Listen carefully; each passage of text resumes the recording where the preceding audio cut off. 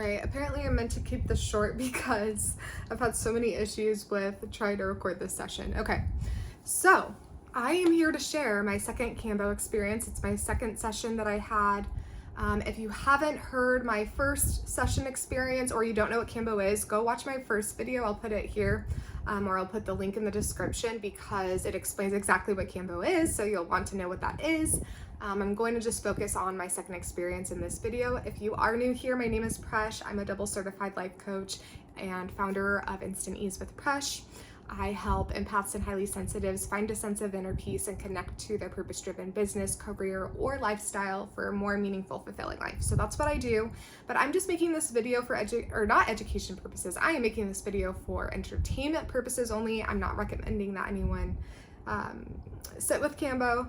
I think that's a personal decision, and if you feel called to do it, but I am not recommending anything to anybody, okay? So I'm just sharing my personal experience. The first time I actually recorded a video on my first experience, shortly after, I think it was a couple days after. This time I waited about a whole month or two now.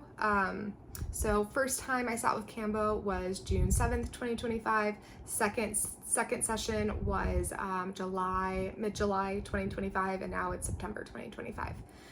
So my second time was more profound. I have been processing it ever since, and it was a beautiful experience. So I want to share that with you real quick. I am not by any means getting paid to promote this book, but something I personally wanted for my own knowledge sitting with Kambo. I found a book about Kambo that talks a lot about the science because it isn't very well understood in Western culture, and I wanted to really learn about the science behind Kambo. And so I found a registered nurse who actually wrote a book. She's also, it looks like she is a certified facilitator of Kambo as well, a Kambo practitioner. And so I found her book on Kindle, and it's a very long book, but I enjoyed reading it so much because it really talks about the science behind Kambo. Okay, so if you want to get that, you can feel free to do it. It is on the pricier side, but again, I wanted to know the science behind it. Okay, so diving in, I'm going to talk about my experience with the session. Every time I've tried to record a session, I lose phone storage space, which is super weird because I record all the time and I just happened to run out of space. And then even today, while I was trying to talk about it, I ran out of space. And so this is like my 5th time trying to record this. So I'll try to keep it concise. Starting with my session 2, I did get it on my arm this time.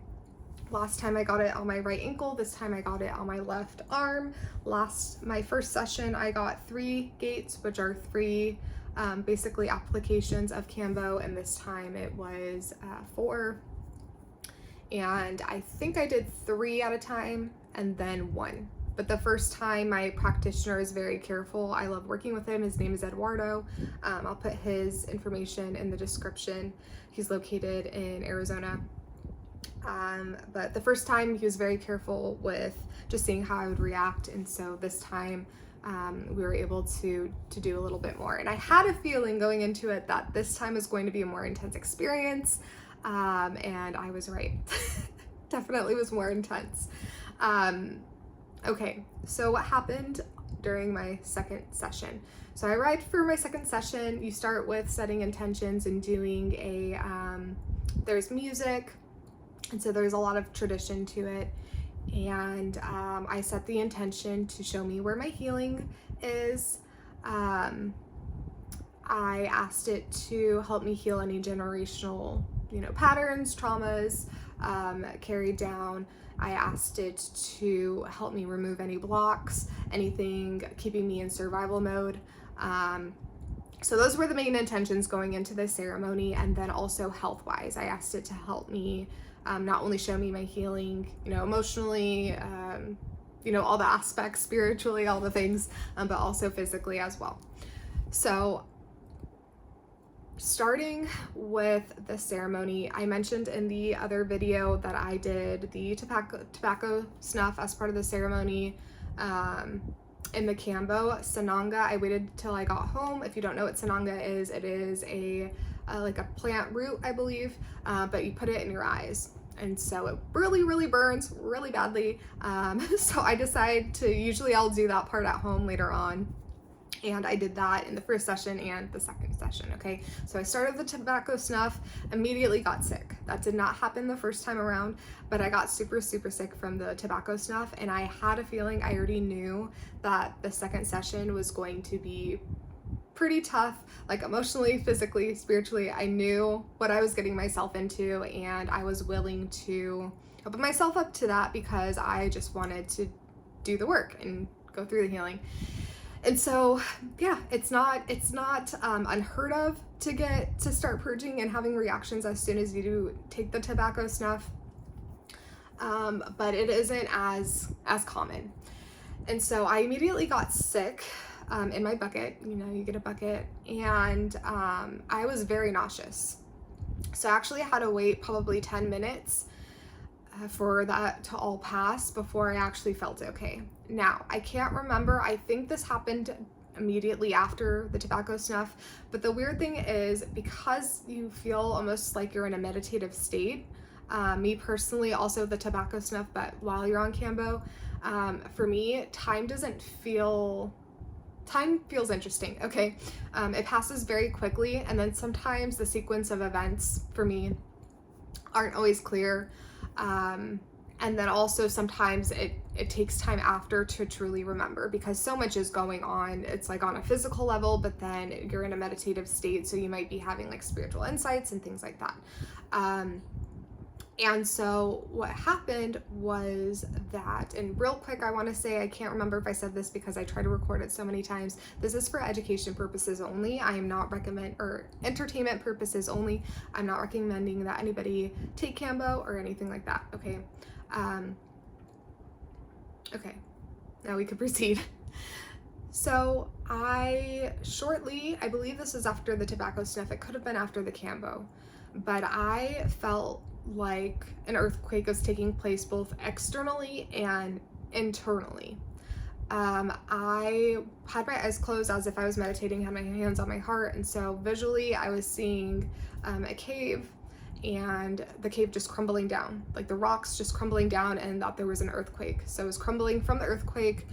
And so I remember placing my hands on my yoga mat, stabilizing myself, and opening my eyes. Obviously, I knew a real earthquake wasn't going on. It was just truly interesting. It felt like every cell in my body at the core level, like every molecule in my body was almost like vibrating. And I felt my 3 chakras. If you're not familiar with the chakra system, I'll explain this, but so your first chakra is your root chakra. It's responsible for survival mode, fear, and groundedness. Your second chakra is your sacral chakra, and that chakra is responsible for desire and creativity. And then your third is the solar plexus chakra, which is basically your core ribcage area, and that is responsible for willpower, strength, and things like that. Okay, and so I felt pop, pop, pop. So from my root chakra up to my solar plexus, I felt pop, pop, pop. And I also felt in my spine, it felt like my spine was almost shattering. Okay, it felt like the very root, the very foundation of my body was like crumbling down. Okay, and it didn't hurt, it just felt like, I don't know, I just keep having the visual of the cave crumbling from the earthquake, and that's what it just felt on a cellular level. And I know this might all sound weird to you, I'm just explaining what I experienced, okay?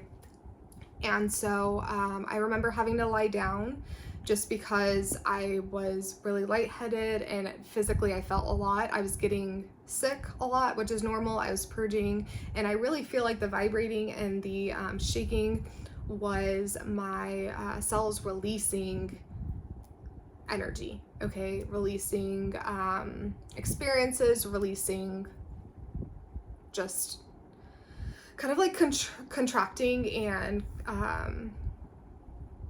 I felt like my cells were contracting, like getting rid of stuff. Okay, I can't explain this. This is just what I was feeling. Okay, and so I got sick a lot. I was lying down, and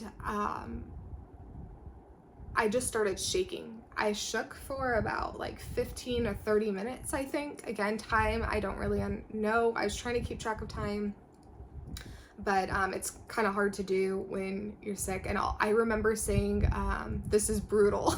I said to him, this is brutal. And I remember at one point, my facilitator, I'm referring to, my practitioner, had to like squeeze my arms and snap in my ears to kind of help me feel more grounded. And what I like about my practitioner is he always explains what he's doing before he does anything. And so I knew what was going on. I felt grounded again. He has a very calm, peaceful energy, and kind of sits in the corner and just observes to make sure I'm okay. And so highly recommend him. By the way, his name is Eduardo. His details are in the description. He's in Arizona, if I haven't said that already, because I recorded this 5 times. I don't know what I said. So, yeah, I was shaking a lot, and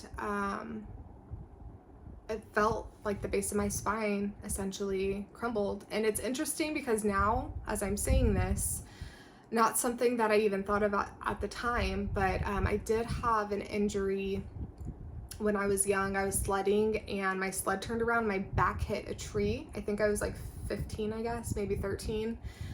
And that was a scary moment.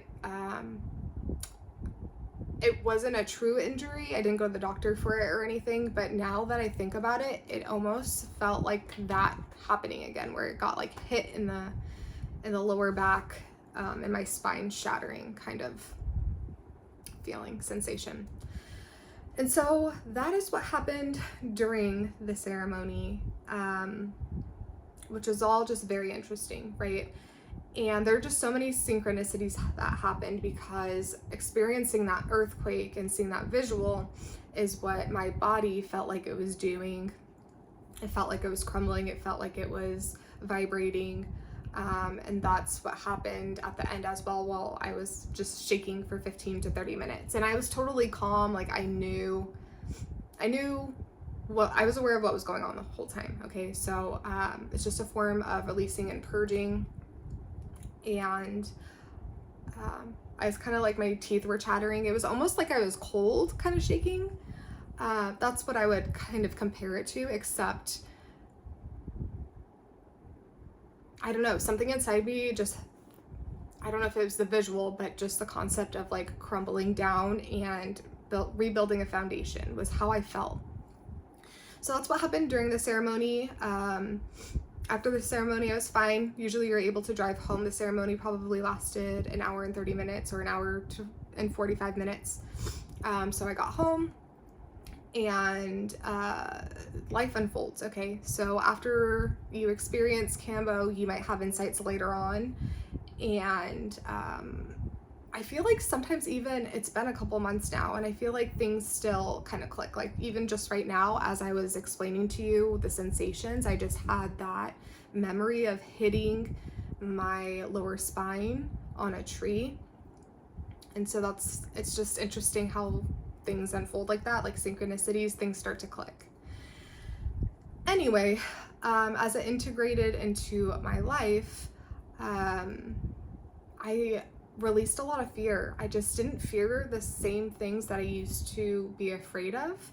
And I felt like almost like a veil had dropped, even more so than the first time. I feel like the first time was such a fraction of what had happened. The second time was pretty brutal, but I felt like it was very necessary, and I knew that going in. I think my subconscious was like processing information, and I don't know exactly, like you don't really know all the time exactly what your brain processed during the ceremony, but I kind of just trust it at this point. Like my brain did what it needed to do in order to process what it needed to process, because a lot of fear suddenly went away after that. And I always just feel a sense of peace and presence. I remember talking to my grandmother, I think it was the day after, And I also met my friend for coffee, and just feeling very present and very grateful for being able to be present, just like absorbing every word, just appreciating them for who they are, and just for spending time with me. And now I feel emotional. But yeah, it removed a lot of fear. And I don't want to get too far into personal stuff, but I was in a relationship that I knew that I probably shouldn't be in any longer.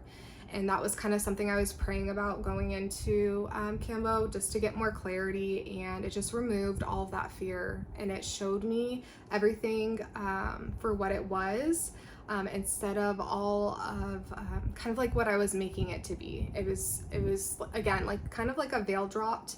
And I was just seeing everything for what it was, and was able to be present. And I don't know, it's just a really beautiful thing. And so that was my experience. Sorry if that was scatterbrained, but that's kind of the experience. That's how it feels. It feels like bits and pieces of insights, and then you kind of try to remember like the physical sensations as well. And it's just interesting thinking back, because I remember telling him, the facilitator, this is brutal. And he's like, you're doing such a good job. Like, you've got this type of thing, just encouragement, because I was throwing up in my bucket. But I didn't feel regret while it was happening. I didn't feel regret at all. I felt like, oh my gosh, I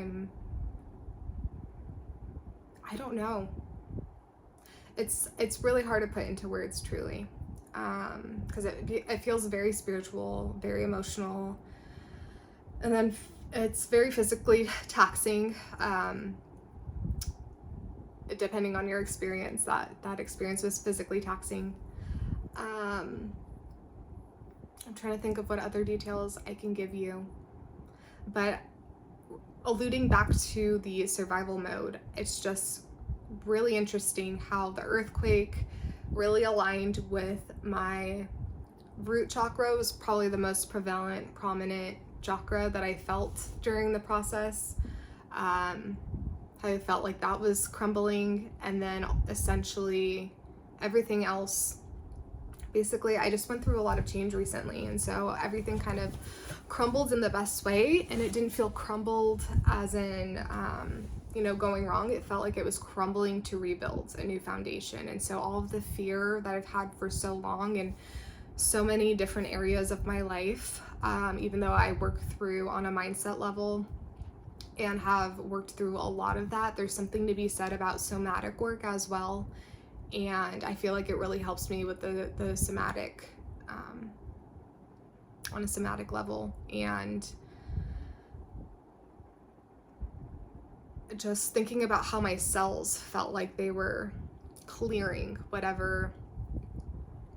It's like, I don't know if it was on a DNA level, certain experiences, but it felt like everything was rewiring and rebuilding, almost like blocks that fell down were like restacking.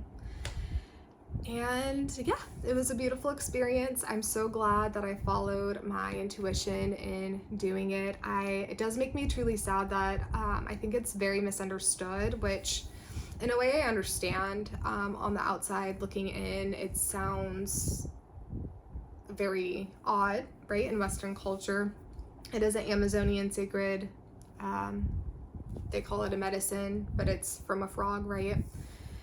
And I feel so healthy. I feel so healthy every time I have one of those experiences. I feel closer spiritually. Feel more clear, feel healthier mentally. And it just makes me truly sad that it's misunderstood. I guess that's all I can say. It does. It makes me sad. But other than that, I decided, I think, that I'm going to wait a while, since I did 2 months in a row. It's not something I want to take for granted. I'm just, doing the work on a daily basis, using all the tools that I teach my clients with mindset and mindfulness and meditation and self-discovery tools and spiritual growth tools. So I'm just doing that in the 3D for now. But it truly is just a beautiful thing, and I just wish more people would be open to the idea of it, not necessarily to have the experience, but just I wish the stigma of it just kind of went away. Anyway, I hope you enjoyed. Thank you for listening. I hope you got what you wanted from this, whether it was just entertainment or maybe it helped you connect some of your own dots with synchronicities. Thanks for joining me, and I'll see you next time. Love and care. Bye. And I just wanted to add, the whole time when I was saying it was brutal and trying to get through it, I was doing intense breath work. I'll usually do breath work at home on my own, and I think I just remembered that breathing would help. And so I was taking deep inhales and exhales when I was feeling just very, very sick, and I kept getting sick.